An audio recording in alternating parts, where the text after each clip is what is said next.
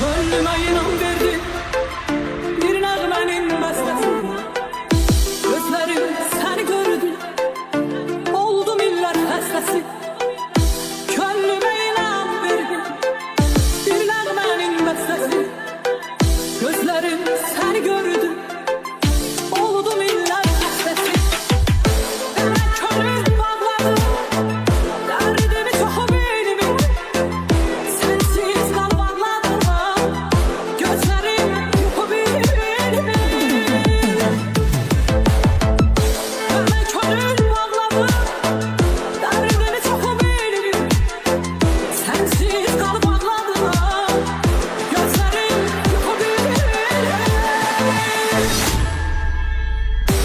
Mən səni sevən günlər, mən səni sevən günlər, mən səni sevən günlər, mən səni sevən günlər, mən səni sevən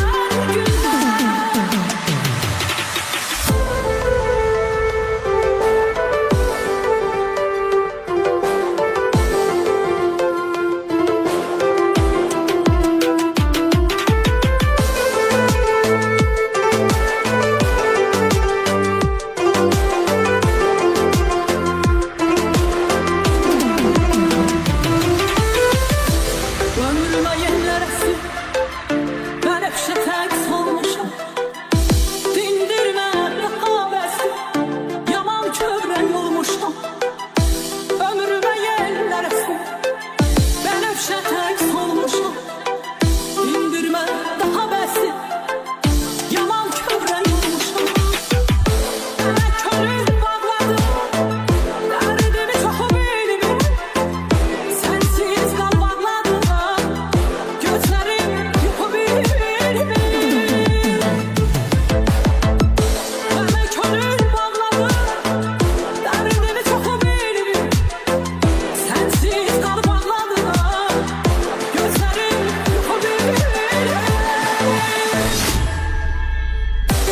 Mən səni sevən günlər, mən səni sevən günlər, mən səni sevən günlər, mən səni sevən günlər, mən səni sevən günlər.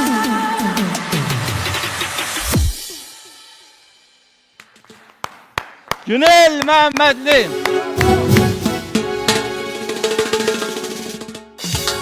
Əla. Gözəl oxumusunuz, gözəl də aranjman biraz dəyişik, çox möhtəşəm. Remix forması Remix oldu. forması çox əla. Kamran bəyə təşəkkür edirəm. Kamran qardaşımıza çox sağ olsun.